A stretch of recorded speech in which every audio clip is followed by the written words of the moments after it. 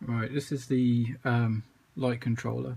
At the moment it's plugged into the USB and you actually need the power supply off, otherwise the USB doesn't work. But yeah, basically you got USB and the power on that side and a reset button. You got your menu controls down the bottom, and then on this side you got your main power in for your transformer, and then you've got a common positive out, and then 5 channels that are controllable of the returns. Right, over onto the PC.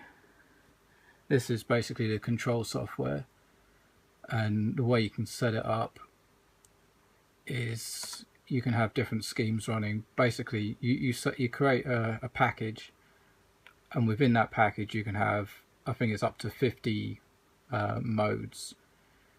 So for this is the basic one. Each one of these steps is adjusting a light value.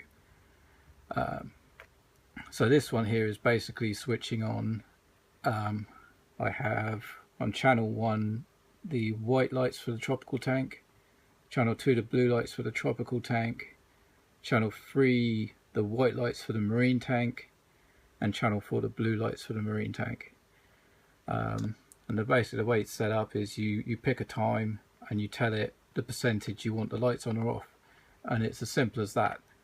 The only downsides really is, for example, this fade here, it would have been nice to just been put 15 minutes or 15% in and then 100%, and have something in the middle which basically lets it skip over it so that it can just do that fade. But what you have to do is calculate roughly what the percentage would be at that point in time. So 7 o'clock, you know, in an ideal world it would have been you know, just sort of blank, or you know, a dash or something like that, but you have to manually add it. That's the only downside. So for modes, all I've done is like a normal mode, and then I've done a mode for saltwater lights off and freshwater lights off, which is basically if I have algae blooms or anything like that, or I want to add a new fish. So basically there's 2 things you really need to do, and that's you can synchronize the time, which that's done, and then you upload it to the unit. That's it, done.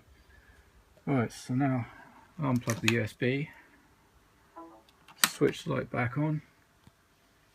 So the lights are on now, so that's why it's come up. It does come up for a correct date and time. It's actually, wait for it to get round, it's a computer date, which caught me out to begin with. You have year first, then month, then the day, so it is actually correct. And what I'll try and do is put it in a demo mode and then watch the progression of the fade on the tank. So give me a sec. Unfortunately the demo mode didn't quite work, because to get it to work you actually need the USB communicating when the power brick is on, and for some reason the unit doesn't want to do it. But what I could do is set up a time lapse at some point, but it is a very nice fade on and off. It works really well if you just can't demo it and control it while it's plugged in, which, you know, is no biggie.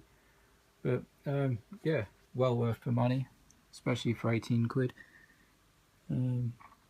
Yeah, I think all the inhabitants like it, so yeah, bonus.